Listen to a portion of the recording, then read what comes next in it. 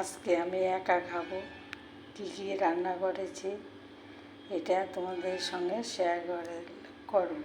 ভাত, এখানে ডাল, বাঁধাকপি তরকারি, শীতলের চাটনি, মাছের তেলের ভাজা, ডিমের ঝোল।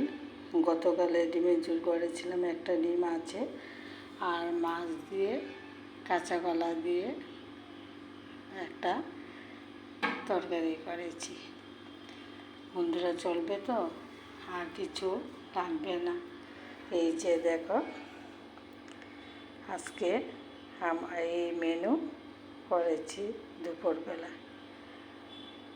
ভালো থাকো, সুস্থ থাকো, তোমরা সবসময় আমার পাশে আছো, থাকবে, এটাই তোমাদের কাছে অনুরোধ রইল। আমাকে মনিটেশনে বা সাবস্ক্রাইবে করে দেবে। ভালো থাকো, সুস্থ থাকো। আজকে দুপুরে মেনু।